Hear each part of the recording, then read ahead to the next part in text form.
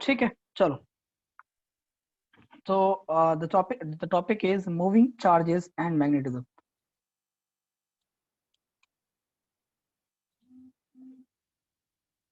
Moving charges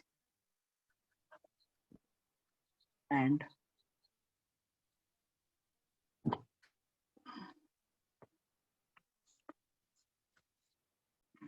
ठीक है, ये चैप्टर आपने पढ़ा है कभी स्कूल में, हुआ है नहीं हुआ है? नोट्स हाँ, भेजे थे। अच्छा, नोट्स भेजा था सिर्फ, ओके। इसको अदर वर्ड्स में मैग्नेटिक इफेक्ट ऑफ करंट भी कहते हैं।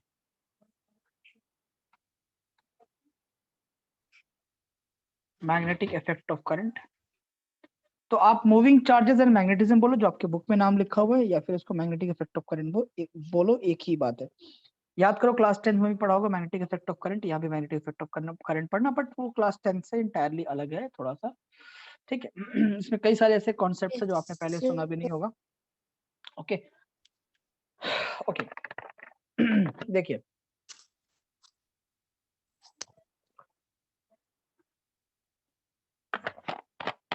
अब तक हमने क्या पढ़ा कि चार्जेस अगर होते हैं, चार्जेस अगर प्लेस किए जाते हैं, तो वो चार्जेस एक दूसरे के ऊपर फोर्स लगाती हैं। If there are charges present at a distance, they will apply a force on each other, and that force is called as electrostatic force, right? Yes. ठीक है। What happens when we give the charge a velocity? अगर हम charge को कोई velocity दे दे तो क्या होगा? कोई फोर्स लगेगा, नहीं लगेगा, या फिर क्या होगा? चार्ज के ऊपर कौन कौन सी फोर्सेस लगने वाली हैं, ये हमारा टॉपिक है आज का, कि मूविंग चार्जेस। अगर हम चार्ज को वेलोसिटी दे दे, चार्ज को मूव करा दे, तो चार्ज का फिर बिहेवियर क्या होगा? और चार्ज को जब स्टेशनरी रखते हैं तो चार्ज का बिहेवियर तो ऑलरेडी हम इलेक्ट्रोस्टैट्स 1 इलेक्ट्रोस्टैट्स 2 में पढ़ चुके हैं। अभी पढ़ने वाले चार्ज को मूव कराएंगे तो चार्ज के साथ कौन सा बिहेवियर क्या होगा।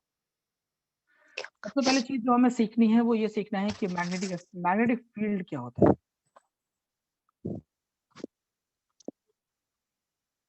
मैग्नेटिक फील्ड क्या होता है? बचपन से आप जानते आ रहे हो कि मैग्नेटिक फील्ड का मतलब है कि द स्पेस और region around a charge,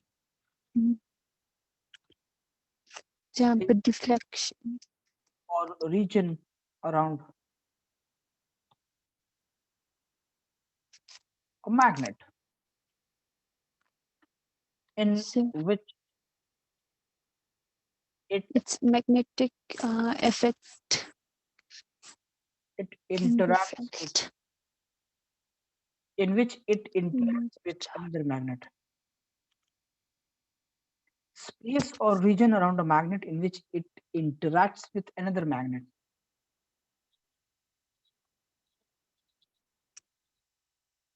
called as magnetic field. Called as magnetic field. ठीक, हम लोग वेक्टर बी से डिनोट करते हैं, and magnetic field is a vector quantity.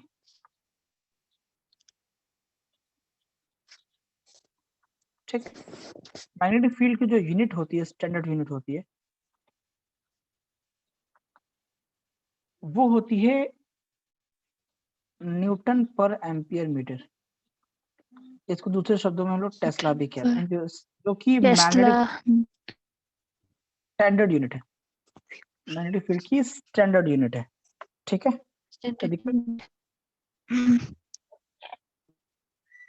कोई दिक्कत नहीं है।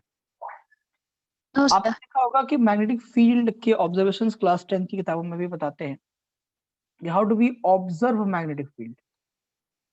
इसके ऑब्जर्वेशंस दो तरीके से हम समझेंगे। पहला ऑब्जर्वेशन ये कि जब किसी करंट कैरिंग कंडक्टर के पास एक मैग्नेटिक कंपास को रखा गया, देखो एक बेसिक बात तो ये है कि अगर किसी मैग्नेट को दूसरे मैग्नेट के पास प्लेस करोगे तो दे विल अट्रैक्ट और they will repel each other ना। Yes, sir. अगर पोल्स ऑपोजिट होंगे तो एक दूसरे को ये अट्रैक्ट करेंगे, और पोल्स अट्रैक्ट करेंगे सेम होंगे तो एक दूसरे को रिपेल तो करेंगे। रिपेल कर देंगे। ये भी रिपेल करेगा और ये भी रिपेल करेगा। तो ये बचपने की कहानी थी, लेकिन अब हम सीखते हैं कि करंट से मैग्नेटिज्म कैसे फील किया गया। What are the observations of magnetic field due to a current carrying wire. Let us suppose a current carrying wire carrying a current I, and let us suppose there is a magnetic compass placed near this wire. Magnetic compass, अभी magnetic compass क्या होता है बेटा?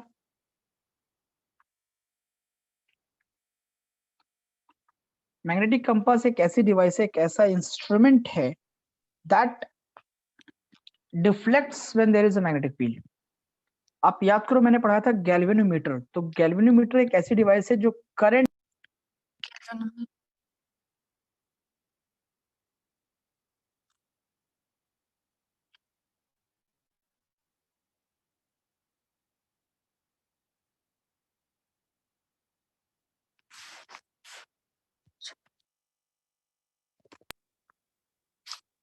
तो कहीं भी current होगा तो गैल्वेनोमीटर डिफ्लेक्ट करता है, मतलब कि वहां पे करंट है। सिमिलरली मैग्नेटिक अगर मुझे मैग्नेटिक फील्ड को डिटेक्ट करना है तो हम मैग्नेटिक कंपास का यूज करते हैं।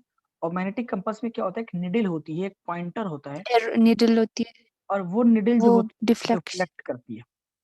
वो निडल डिफ्लेक्ट करती है। लेट अस सपोज मैंने जब करंट कैरिंग कंडक्टर के पास रखा तो so the needle deflects in this direction. This deflection of magnetic compass shows that there is a magnetic field over here, field. right? Magnetic compass. Yes sir. ठीक। अब इस experiment को further और भी repeat किया कि मान लो फॉर एग्जांपल करंट की वैल्यू बढ़ा दी, 1 एम्पियर से 5 एम्पियर कर दी, तो डिफ्लेक्शन फिर से हुआ, उसी दिशा में हुआ, लेकिन डिफ्लेक्शन का स्पीड फास्टर हो गया। Means the intensity of magnetic field or the strength of magnetic field increases, increase. right? Yes. अब जब करंट की वैल्यू घटा दी, डिफ्लेक्शन रेट स्लोअर हो गया। यानी कि जब जब मैग्नेटिक फील्ड है और मैग्नेटिक फील्ड का जो डिफ्लेक्शन रेट है, वो मैग्नेटिक फील्ड वो जो कंपास का डिफ्लेक्शन रेट है वो मैग्नेटिक फील्ड को रिप्रेजेंट करता है। और डिफ्लेक्शन रेट अगर स्लोअर होगा तो मैग्नेटिक फील्ड की स्ट्रेंथ कम होगी। यानी कि करंट की वैल्यू जब कम थी तब ऐसा हुआ था, और जब करंट की वैल्यू हमने बढ़ा दी तो डिफ्लेक्शन रेट फास्टर हो गया, मतलब कि strength of magnetic field increase कर गया। This experiment shows that electricity and magnetism are related phenomena, जो कि क्लास 10th में भी आपने ये एक्सपेरिमेंट ओरेस्टेड का एक्सपेरिमेंट बताया गया होगा। ये ओरेस्टेड का एक्सपेरिमेंट था, ठीक है। अच्छा, कहानी Yes. तब शुरू होती है जब दिशा की बात आती है, क्योंकि मैग्नेटिक फील्ड तो एक वेक्टर क्वांटिटी है, तो उसके लिए तो डायरेक्शन भी इम्पोर्टेंट है ना। Yes, sir. that this shows that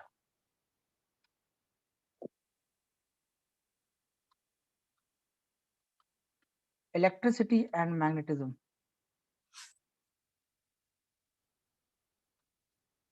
are related phenomena, ठीक। जब बात दिशा की आती है तो एक्सपेरिमेंट को के अंदर करंट की डायरेक्शन को रिवर्स किया गया। जब करंट की डायरेक्शन को रिवर्स किया तो ये पाया गया कि जो कंपास के अंदर निडल का डिफ्लेक्शन हुआ, वो डिफ्लेक्शन का डायरेक्शन भी रिवर्स हो गया। जब करंट की डायरेक्शन को रिवर्स किया तो डिफ्लेक्शन का डायरेक्शन भी रिवर्स हो गया, और फिर से करंट की वैल्यू इंक्रीज इस दिशा में, और तब पाया गया कि डिफ्लेक्शन रेट भी फास्टर हो गया। फिर से करंट की वैल्यू डिक्रीज की गई इसी डायरेक्शन में, तो डिफ्लेक्शन रेट स्लोअर हो गया। यानी कि हर बार करंट के बढ़ने पे डिफ्लेक्शन रेट फास्टर हो रहा था, मतलब कि हर बार मैग्नेटिक फील्ड करंट के डायरेक्टली प्रोपोर्शनल हो रहा था।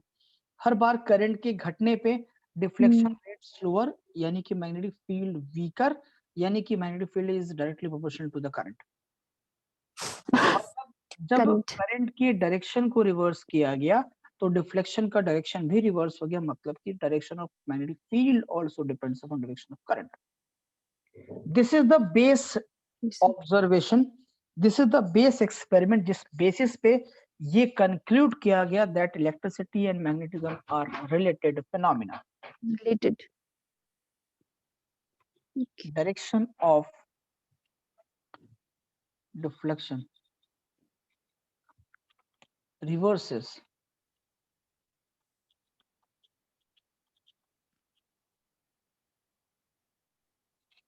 on reversing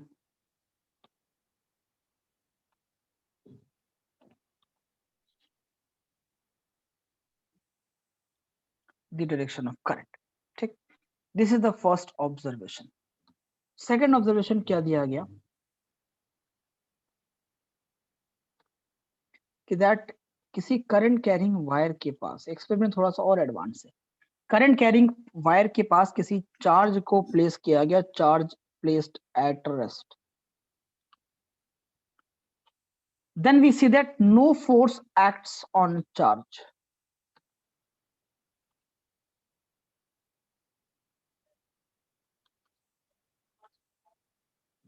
But what happens when we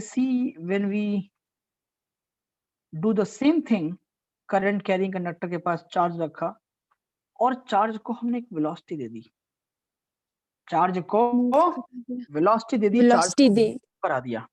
Move करा दिया.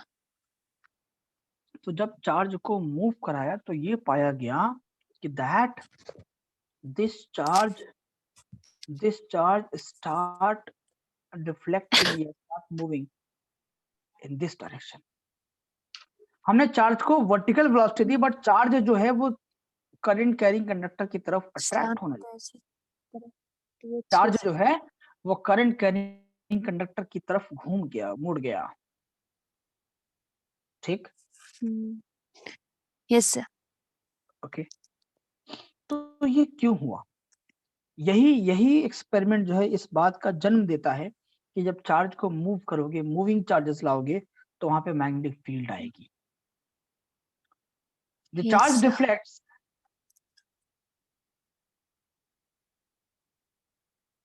the charge deflects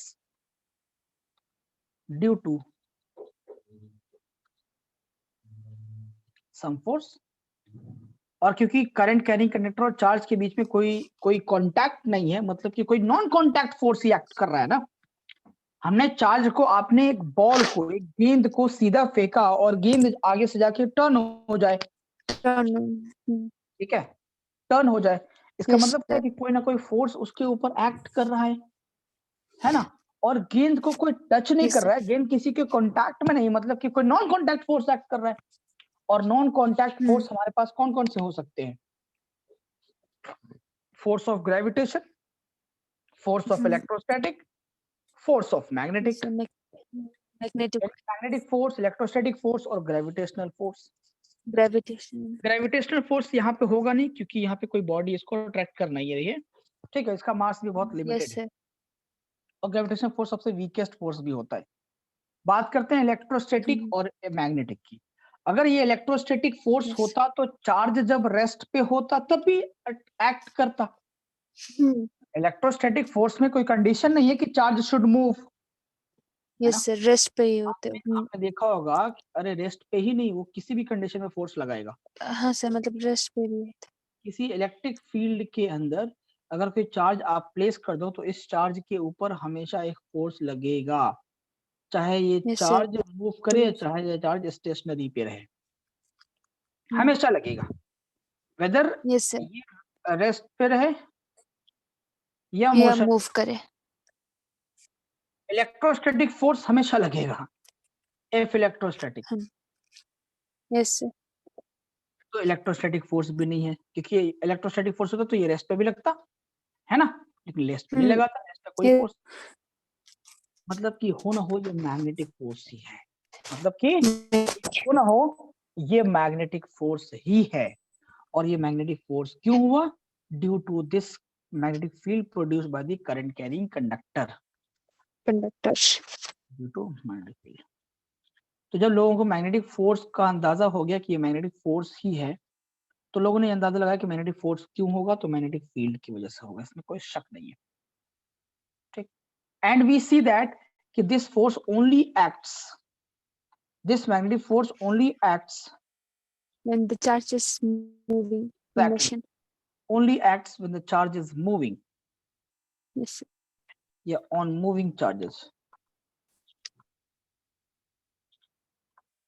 और ये फोर्स सिर्फ मूविंग चार्जेस में ही लगता हुआ पाया गया, स्टेशनरी चार्ज पे कोई मैग्नेटिक फोर्स एक्ट नहीं करता। नहीं करता। इसलिए चैप्टर का नाम है मूविंग चार्जेस एंड मैग्नेटिज्म, और यहां से चैप्टर शुरू होता है, moving charges and magnetism. Magnetism. ठीक, Yes, sir. कोई दिक्कत? इंट्रोडक्शन समझ में आया? No. Yes, sir. अब ये जो मैग्नेटिक फील्ड हम जो डिस्कस कर रहे हैं कि मैग्नेटिक फील्ड की वजह से मैग्नेटिक फोर्स लगा और मैग्नेटिक फोर्स मूविंग चार्जेस पे लगता है, तो ये मैग्नेटिक फील्ड होता क्या है और मैग्नेटिक फील्ड कैसे डिटरमाइन करते हैं, ये करंट पे कैसे डिपेंड करता है। मैंने स्टार्टिंग में ही बोल दिया था कि मैग्नेटिक फील्ड ये करंट पे डायरेक्टली प्रोपोर्शनल है। Yes, sir. इसमें कोई शक नहीं है, और हर बार होगा चाहे कुछ भी कर लो। ठीक, तो for determination of magnetic field, if we need to determine the magnetic field, determination of magnetic field,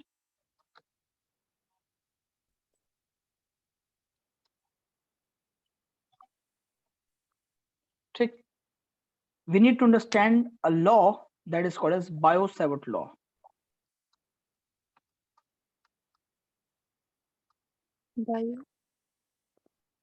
Biot-Savart law, T is silent over here, Biot-Savart law। Okay, sir. T silent होता है इसलिए T को capital में लिख देते हैं, Biot-Savart Biot-Savart law.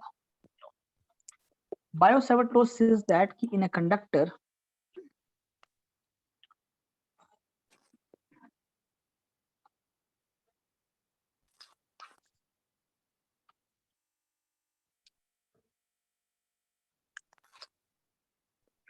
in a current carrying conductor, and उन्होंने ये भी बोला कि that it is very difficult, it is highly difficult to find the magnetic field due to current carrying large conductors। किसी करंट कैरिंग बड़े conductors में बहुत मुश्किल होगा मैग्नेटिक फील्ड कैलकुलेट करना। तो इन्होंने बोला कि अगर मैग्नेटिक फील्ड आपको निकालनी है किसी करंट कैरिंग कंडक्टर की वजह से, तो आप उस करंट कैरिंग कंडक्टर का छोटे छोटे एलिमेंट्स कंसिडर करो, और उन छोटे ये Biot-Savart भी किसी साइंटिस्ट का नाम है? हाँ जी हाँ जी हाँ जी हाँ जी हाँ जी, ठीक है। तो इन्होंने बोला कि दैट आप क्या करो कि आप करंट एलिमेंट जो है इसके छोटे छोटे एलिमेंट्स कंसीडर कर लो। अगर आप पूरे कंडक्टर की वजह से मैग्नेटिक फील्ड निकालना चाहोगे किसी एक पॉइंट के ऊपर, it will be highly difficult for you. So he suggested a method to find the magnetic field at any given point due to this current carrying conductor।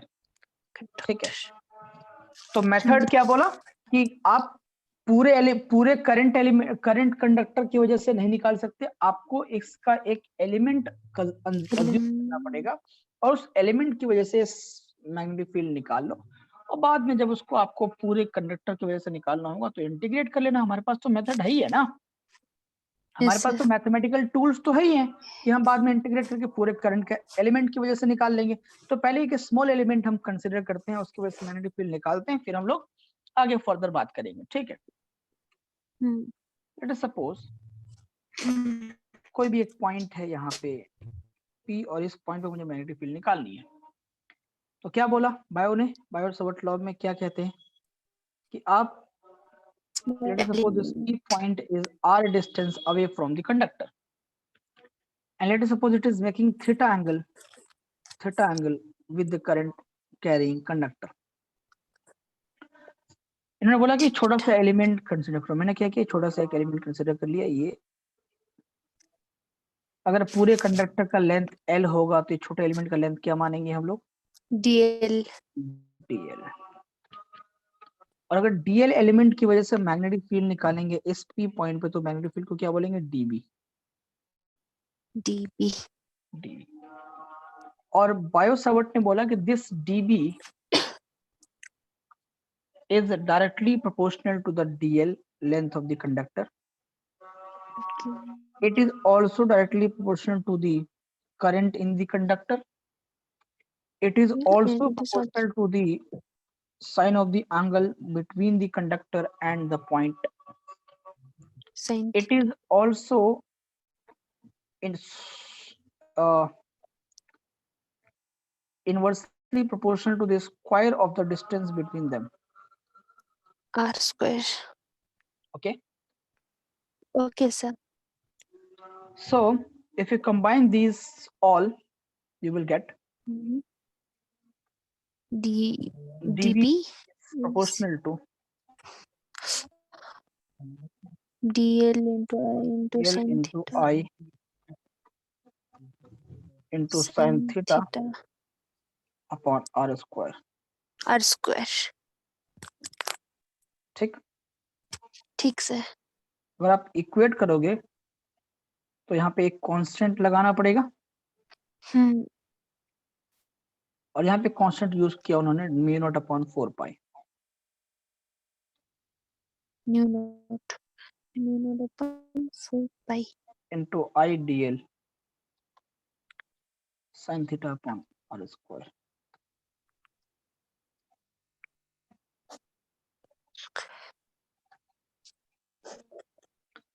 This is how we can find the magnetic field due to a current carrying conductor. ये तो हो गया magnetic field का scalar form. ठीक ठीक okay. यहाँ पे mu naught क्या है? म्यू नॉट जो है इसको हम लोग कहते हैं परमियाबिलिटी। याद करो एप्सिलॉन नॉट क्या था? ई एप्सिलॉन। ये सर बोलो क्या था ये? Epsilon not. Hmm,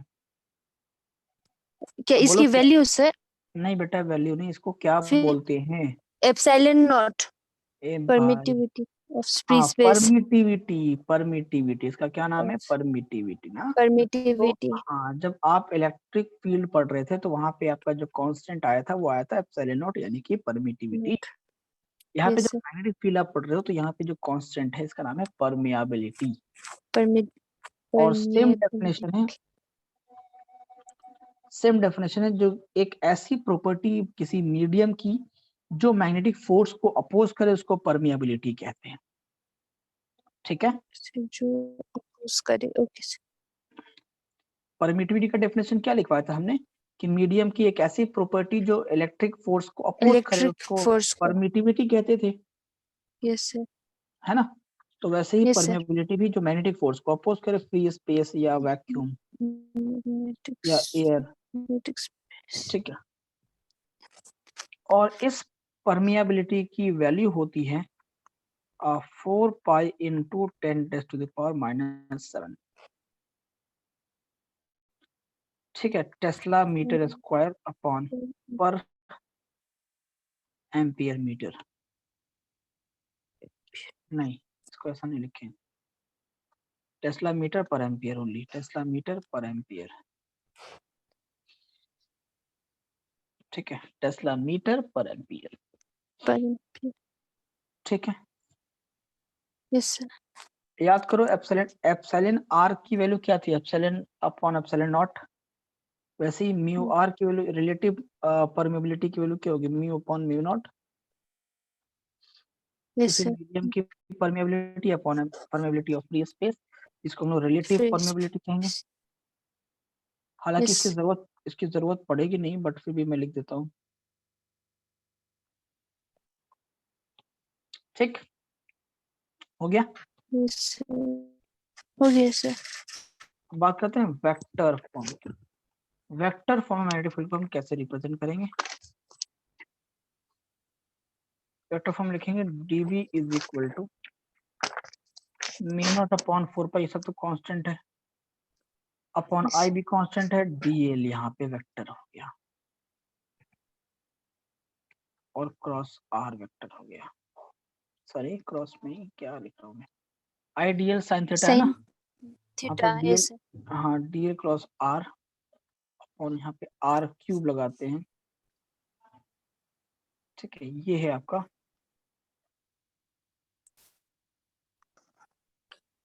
vector. Vector form. ठीक है, अब यहाँ पे जो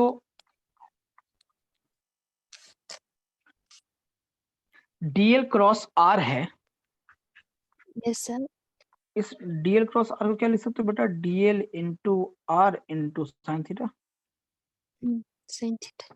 है ना, DL Yes, cross sir. R को लिख सकते हो, यहाँ पे एन कैप लिखना पड़ेगा। अब ये एन कैप क्या होगा, ये होगा डायरेक्शन ऑफ मैग्नेटिक फील्ड,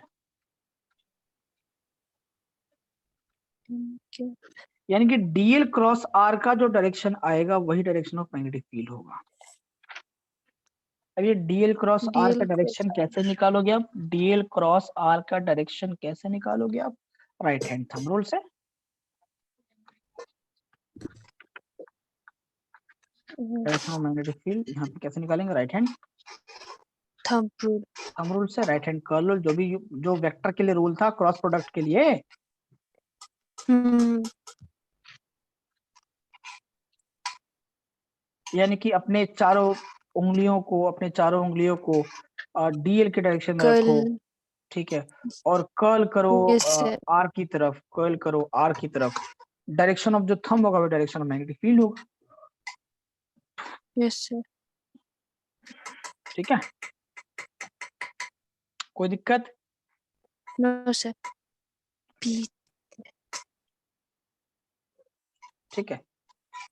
अब ये जो मैग्नेटिक फील्ड है ये परपेंडिकुलर होगा किसके, डीएल के, this magnetic field will also be perpendicular to R vector, दोनों के परपेंडिकुलर होगा, क्योंकि Yes, जो sir. एन कैप होता है वो एन कैप जो है वो डीएल के भी परपेंडिकुलर होता है, वो आर कैप के आर वेक्टर के भी परपेंडिकुलर होता है, यानी कि दोनों वेक्टर्स के परपेंडिकुलर होता है, इस वजह से बी जो होगा मैग्नेटिक फील्ड जो होगा वो डीएल और आर दोनों के परपेंडिकुलर होगा। Perpendicular होगा।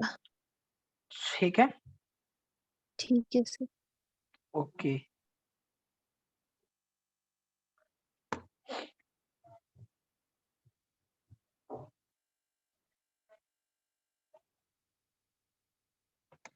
ठीक, अब ध्यान रहे कि जो बायो सवर्ट लॉ है ये सिर्फ वैलिड है किसके लिए, मैं यहाँ पे लिख देता हूँ, valid for elemental current carrying wire. Elemental carrying याद करो जब मैं कूलम्स लॉ मैंने पढ़ाया था तो मैंने बोला था कि वो सिर्फ पॉइंट चार्जेस के लिए। पॉइंट चार्ज के लिए ही वैलिड है, वैसे ही ये भी, ठीक है। तो अब मैं पूछूं कि डायरेक्शन कैसे निकालोगे मैग्नेटिक फील्ड का, तो कैसे क्या करोगे, राइट। हाँ ये करंट का डायरेक्शन है आपके वायर के अंदर, और ये सेगमेंट जो है ये एलिमेंट है, इसको मैंने डीएल बोला, क्या बोला, डीएल बोला। डीएल। आपका जो आर है वो कुछ यही यहाँ पे है, ये पी पॉइंट था और ये आर है और ये एंगल थीटा है, ठीक। ठीक तो sir. Right hand thumb rule करो, क्या right hand thumb rule. Thumb rule. एक चीज ये देखो सर कि जो डीएल का डायरेक्शन होगा, thumb direction of DL sir. वो सेम होगा डायरेक्शन ऑफ करंट के, ठीक है। ठीक। तो राइट हैंड थंब रूल ये कहता है कि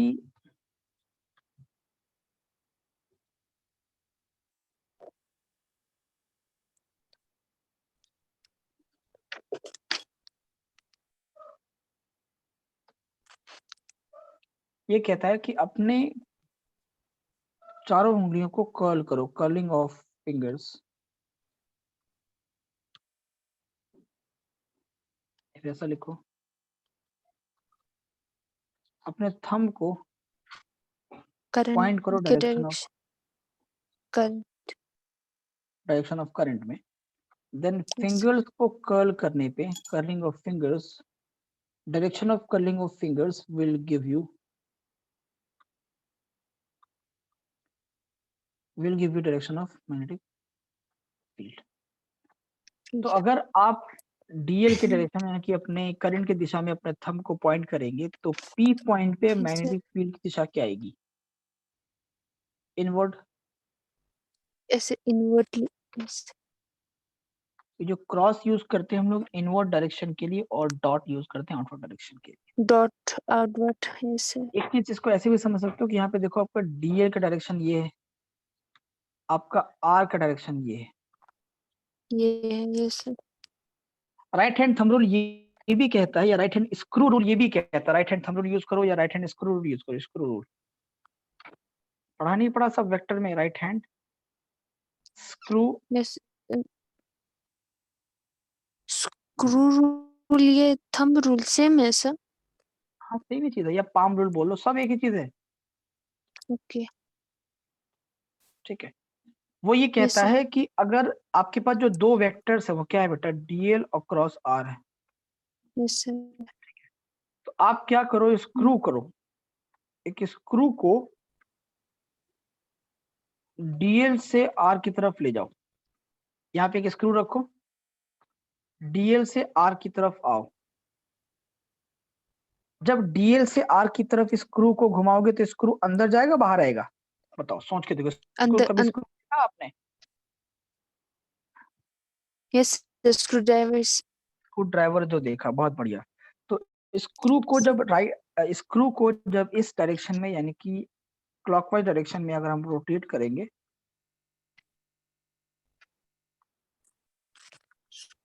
ठीक है, तो स्क्रू यहाँ पे अंदर जाएगा। Yes sir, inwards. Screw will go inward.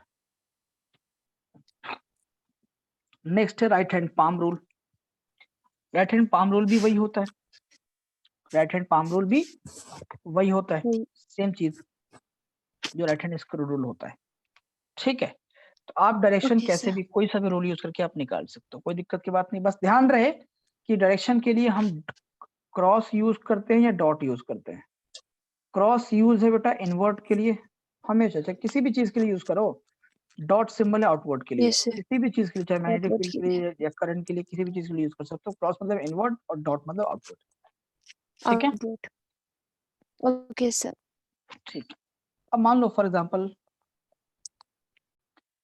थोड़ा सा आपको एक्सरसाइज भी करवा देते हैं, नहीं? Right hand thumb rule.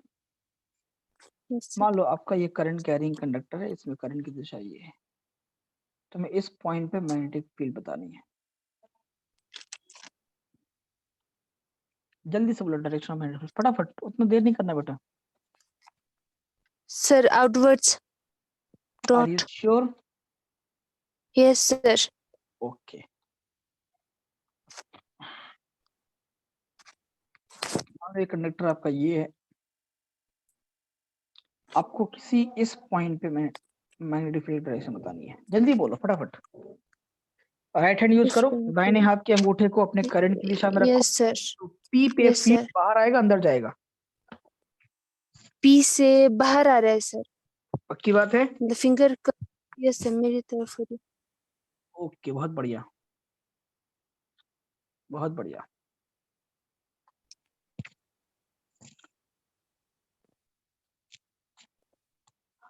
इस क्यू पॉइंट पे बोलो मैग्नेटिक फील्ड की डायरेक्शन क्या होगा? इस क्यू पॉइंट पे भी ऐसे रखा तो ये ऐसे अंदर जाएगा सर। गलत। एक डायरेक्शन अपने ये थंब को करंट की दिशा में हाँ रखो। हाँ यस सर। तो क्यू पॉइंट पे देखो, तो जब ये जब अपने थंब को यस जब सर। अपने थंब को करंट की दिशा में रखोगे, मान लेते हैं पी पॉइंट यहाँ पे है, तो पी पॉइंट पे देखोगे कि सर। करंट आपका थंब अंदर, आपके चारों उंगलियां अंदर की तरफ जाएंगी और क्यू से बाहर की तरफ जा रही निकलेंगी। है सर। ऐसा ही हाँ होगा? जी सर। तो होगा ये हो सर। जाएगा आपका क्रॉस और ये हो जाएगा आपका डॉट। क्लियर है या हाँ नहीं ये क्लियर? सर क्लियर है सर। क्यू से बाहर आएगी। मान लो फॉर एग्जांपल यहाँ पे एक करंट कैरिंग वायर है जिसमें करंट की दिशा आउटवर्ड है, यानी कि वायर जो है आपके मोबाइल स्क्रीन से बाहर की तरफ निकल रहा है जिसमें करंट यस आउटवर्ड है। सर। ठीक, यहाँ पे कोई पॉइंट है which is r distance away from the current carrying element. Let us suppose the point is P.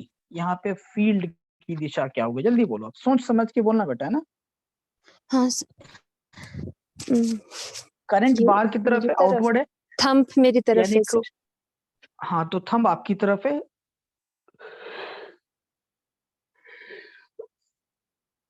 तो फील्ड ऐसे कर्व होगी तो बाहर बाहर आएगी। बाहर किधर? कभी भी करंट और मतलब मैग्नेटिक फील्ड, कभी भी करंट और मैग्नेटिक फील्ड तो एक डायरेक्शन में होंगे नहीं। करंट और मैग्नेटिक फील्ड तो हमेशा परपेंडिकुलर होगा। पी पी जो है ना सर वो उधर राइट साइड पे है ना, तो ऐसे करंट देखो थंब तुम्हारी तरफ है तो पी पॉइंट बताओ किधर सर। है? पी पॉइंट पे पी किधर होगा पॉइंट बोलो? पे अंदर कर्व हो रहा है, इनवर्ट्स कुछ ये अंदर डायरेक्शन होगा, कुछ ये डायरेक्शन होगा। होगा सर। हम तुम्हारी तरफ है तो पी पे ऊपर की तरफ, इनवर्ड नहीं, इनवर्ड हो गया तो फिर तो करंट के परपेंडिकुलर पैरेलल हो गया ना। करंट है तो आपका इस वाई वाई जेड प्लेन में, एक्स एक्स जेड प्लेन में तुम्हारा करंट है। एक्स जेड प्लेन में अगर करंट है तो definitely magnetic field X Y plane में होगा, है ना? परपेंडिकुलर होना चाहिए। नहीं समझ आया? आया सर, मतलब मुझे ये समझ में नहीं कि मैं कैसे बोलूँ, ये ऐसे हो कर्ल हो रहा था ना। हाँ तो पी के परपेंडिकुलर बना के दिखा देते तुम। Yes sir. इस बार बनाओगे ठीक है? ठीक है। Yes sir.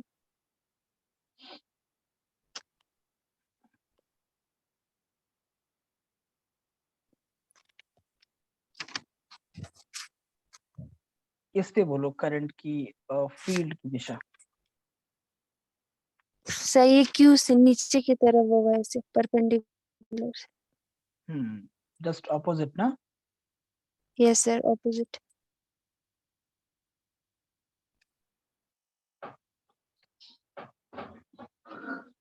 Yes sir. Yes. ठीक, यस सर। ओके।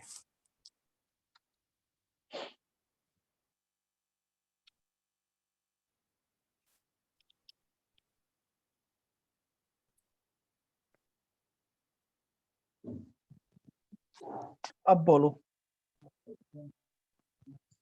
ये ऐसे, ये ऐसे, ये ऐसे था सर। उसी पे ओवरलैप जैसा कुछ होगा, उसी के ऊपर उसी ओवरलैप क्यों लाइन में होगा? आएगी सर। उस लाइन में क्यों होगा भाई? करंट तुम्हारा थंब अंदर की तरफ है ना, थंब यस सर। अंदर अंदर इस मोबाइल स्क्रीन के तुम्हारे की मोबाइल तो स्क्रीन के से अंदर जा रहा थंब, तो हाँ ए हाँ पॉइंट पे सर, तो ऐसे लेकर राइट साइड से ऐसे घूम के आएगी सर। राइट साइड से घूम के जाइए, बट ए पॉइंट पे किधर जाएगी ये तो बताओ। राइट साइड ए से घूम के आएगी पॉइंट बट पे ए पॉइंट पे किधर जाएगी? सर ऐसे। यानी हाँ, यानी तुम्हारा तुम्हारा जो होगा कुछ यूं घूम के ऐसे आएगा, तुम्हारे जो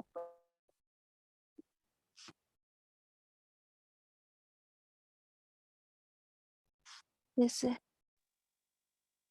कुछ यूं, ठीक है, हाँ जी। यूं, कुछ यूं ऐसे ही होगा ना, थंब तुम्हारे चारों उंगलियां ऐसे यस घूमेंगी सर। ना।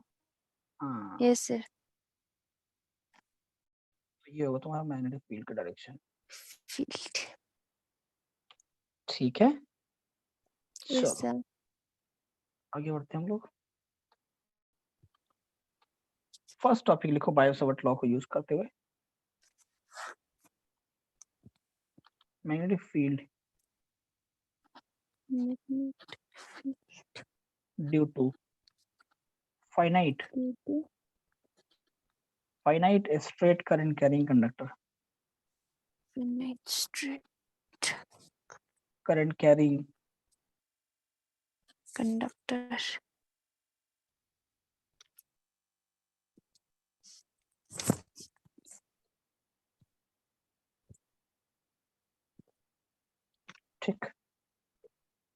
यानी कि कोई कंडक्टर है जो फाइनाइट लेंथ का है, तो yes, उसकी वजह से, यानी कि किसी फिक्स लेंथ का, उसकी वजह से मैग्नेटिक फील्ड क्या होगी किसी पर्टिकुलर पी पॉइंट के ऊपर।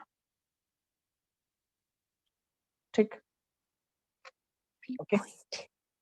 Okay Yes, okay. yes sir. तो सबसे पहले क्या करना पड़ेगा कि आपको एक स्मॉल एलिमेंट लेना पड़ेगा, कोई दिक्कत। Element. हाँ, तो क्या करते हैं हम लोग यहाँ से कि एक स्मॉल एलिमेंट लेते हैं, पहले इसको कनेक्ट कर देते हैं पी को। Yes sir. ठीक है, and this P point is something Our distance. r distance away from the conductor, और वो एंगल कितना बना रहा है, थीटा बना रहा है। Sin theta. r distance away from the conductor, theta angle अभी हम देखते हैं। ठीक है, late us suppose p point is perpendicularly a distance away from the conductor। ठीक है, कोई दिक्कत? अच्छा, yes sir. No okay, sir. मैंने बोल दिया कंडक्टर का ये जो सेगमेंट है वो l लेंथ का है, यहाँ से लेके यहाँ तक, और इसमें छोटा सा सेगमेंट हमने एक मान लिया, यहाँ से छोटा सा सेगमेंट मान लिया, ये इसको हमने कहा dl। DL. dl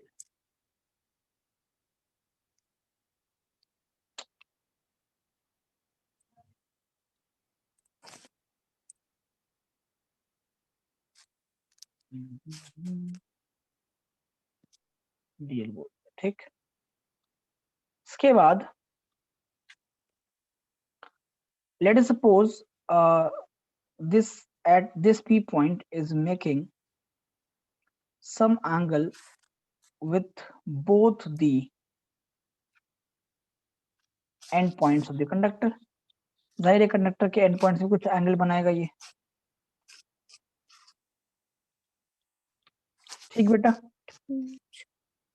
Yes sir. ताकि बार बार डॉटेड लाइन ठीक नहीं है।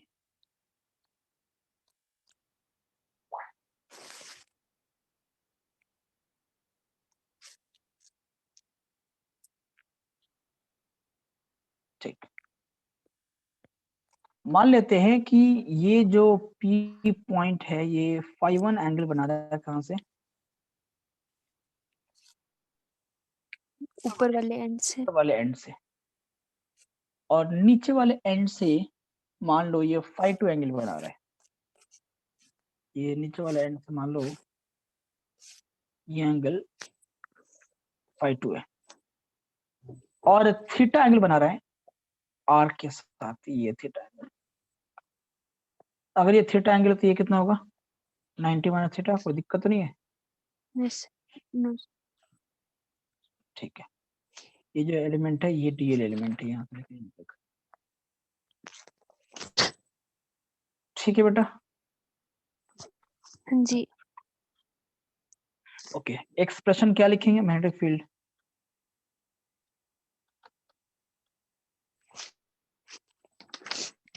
Eight P due to small element Small element D. DL. क्या होता है बेटा, dv is equal to mu naught upon 4 pi into I D L. IDL sin theta. Sin theta. यहाँ पे 90 माइनस थीटा है ना, R. Yes sir. Sin 90 minus theta. Upon R R square. square.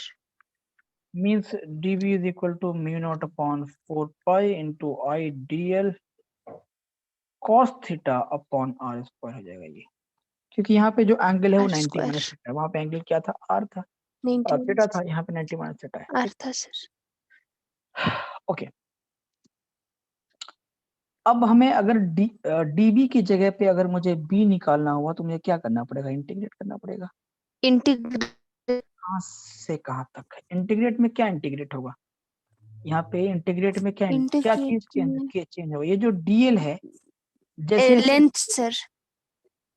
जैसे जैसे ये dl आगे की तरफ बढ़ेगा तो ये थीटा एंगल भी तो चेंज होगा Okay ना sir. बेटा। अगर मान लो हाँ जैसे जी. देखो, सिंपल से बात समझो, मैं जो है कलर्स यूज करता हूँ डिफरेंट। ये मान लो dl जो है मेरा मेरा जो है वो dl वो ये है, इसके लिए थीटा कुछ और होगा, ये डीएल है, थीटा कुछ इससे और होगा। उधर जब जब डीएल हम इससे चेंज करेंगे थीटा की वैल्यू वेरी होगी, और थीटा की वैल्यू जब वेरी होगी तो थीटा कहाँ से कहाँ तक वेरी हो सकता है ये चेक करना पड़ेगा हमको। और जब हम चेक करेंगे तो हम ये पाएंगे कि थीटा जो है वो 5.1 से 5.2 तक वेरी हो सकता है। अगर आप गौर से देखो, इससे एज थीटा कैन वेरी, इसमें सिर्फ फिक्स देखो आर जो है ये तो फिक्स है, इस का फिक्स है, करंट कंडक्टर में करंट भी फिक्स है, फिक्स्ड है। चेंज होने वाला खाली बस डीएल है, और जब जब डीएल चेंज होगा थीटा चेंज होगा। यानी कि आपको देखना पड़ेगा कि क्या वेरी हो रहा है। तो वेरी यहाँ पे क्या हो रहा है, theta varies from +5.1 +5.1 above 2 -5.2 below. अगर आप गौर से देखो तो 5.1 का जो एंगल है, जो 5.1 एंगल है वो पी से ऊपर की तरफ यानी कि क्लॉकवाइज डायरेक्शन में मेजर हुआ है। अगर आप गौर से देखो तो इस लाइन से जो 5.2 है ये नीचे की तरफ मेजर हुआ है। तो अगर ये +5.1 है तो डेफिनेटली ये तो ये -5.2 -5.2 होगा। कोई शक नहीं है ना, एडजस्ट बोलो ना। No sir, no sir. ठीक है, सो 5.1 above 2 -5.2 down या below below to cover the full length of the wire.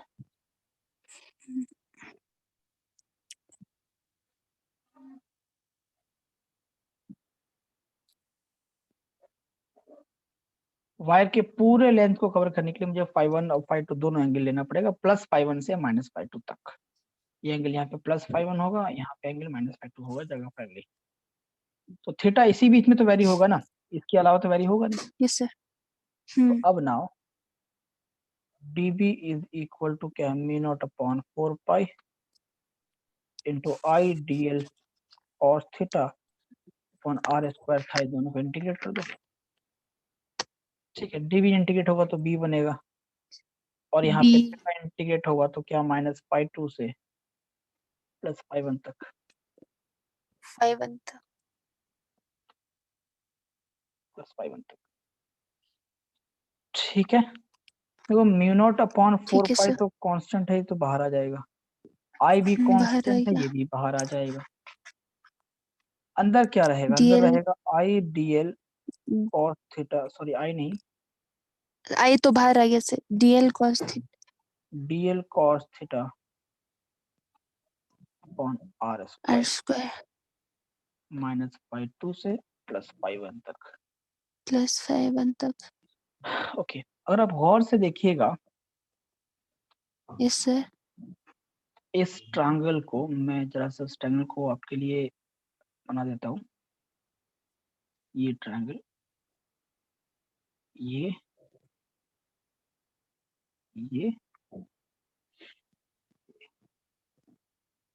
इस ट्रायंगल को अगर आप गौर से आप देखिएगा तो क्या पाइएगा, ये 90 डिग्री है, कोई दिक्कत तो नहीं है। Yes sir. नहीं sir. Right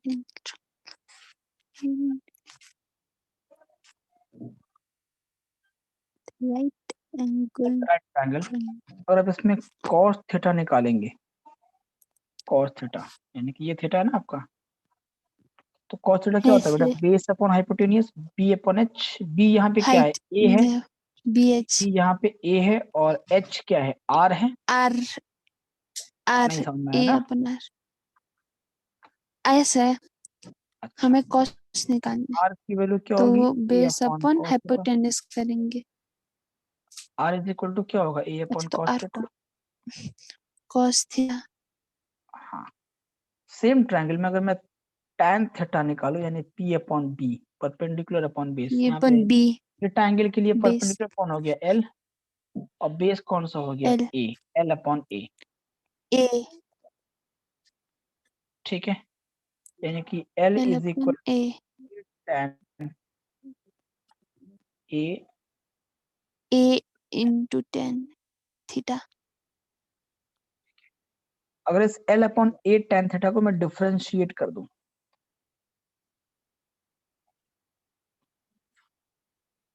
differentiate with respect to theta, तो क्या होगा, dl upon d theta is equal to d upon d theta of tan theta.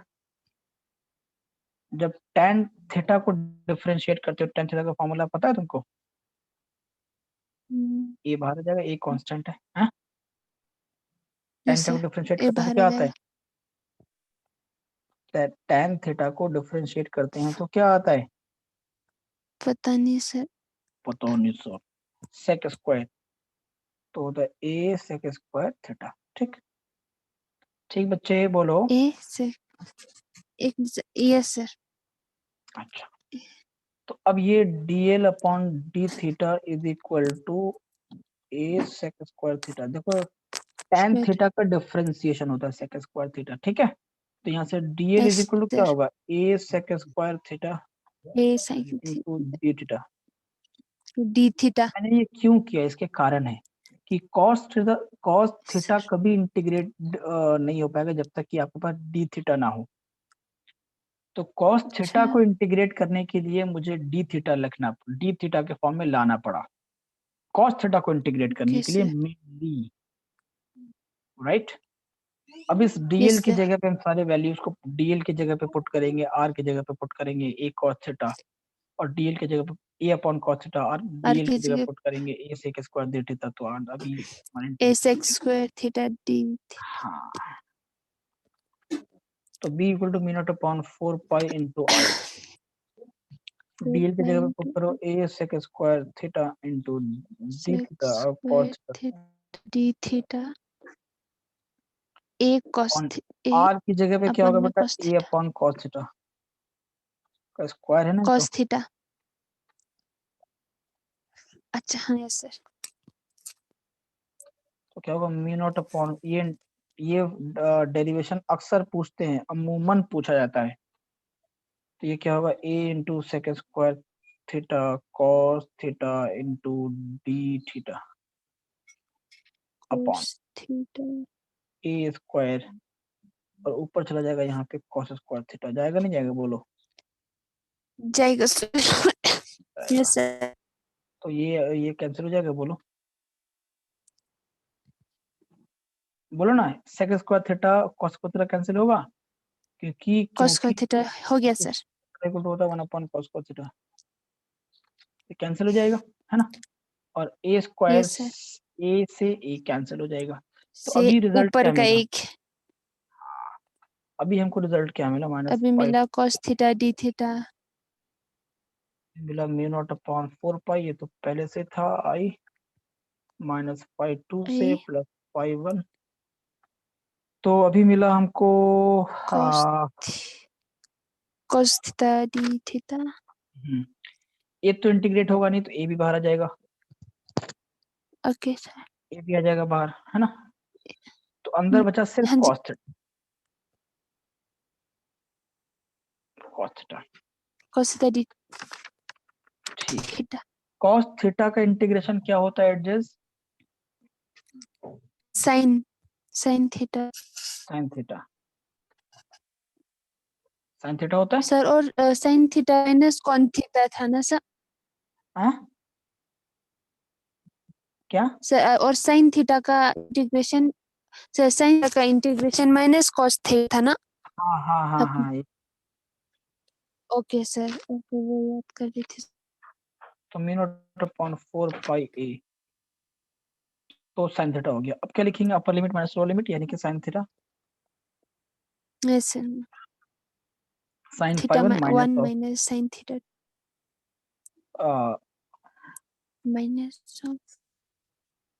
Minus of sine minus pi 2। 5 ठीक है, तुम्हें पता है ना sine minus theta equal to क्या होता है? Yes sir. Minus sine theta होता नहीं होता? Sine minus theta equal to minus sine theta हो गया, हाँ है ना? तो ऐसे sine minus minus sine phi two, यानी कि ये जगह प्लस। Yes sir. तो mu naught upon I into 4 pi a into sine phi 1 plus sine phi 1 plus sine phi 2। ठीक है, इसको अच्छे से लिख दो, बस हो गया, ये हो गया। रिजल्ट है mu naught upon 4 pi into I upon A into sine phi 1 plus sine phi 2। ये हो गया आपका रिजल्ट।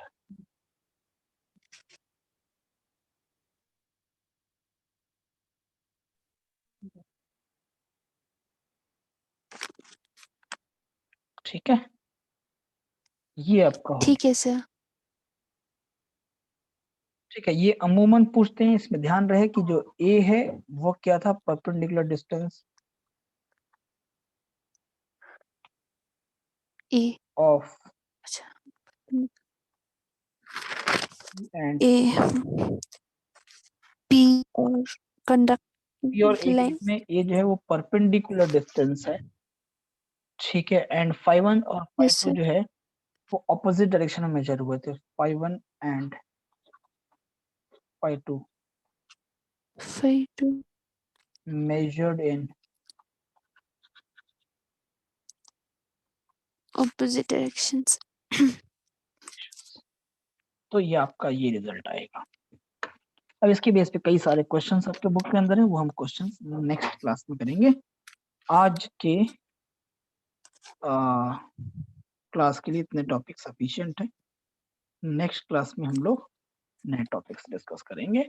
कुछ क्वेश्चंस करने के बाद फिर हम ओके सर्कुलर लूप का करेंगे, फिर हम लोग सोलेनॉइड पे पढ़ेंगे, स्टेट कंडक्ट। अभी तक तो हम लोग फाइनाइट पे थे, फिर इनफाइनाइट वाला करेंगे, सेमी इनफाइनाइट करेंगे। बहुत सारे टॉपिक्स अभी करने हमारे बाकी हैं, अभी तो शुरुआत ही हुआ है ना। Okay sir. चलो, कोई दिक्कत हाँ यहाँ जी। तक? No sir. ओके, चलो।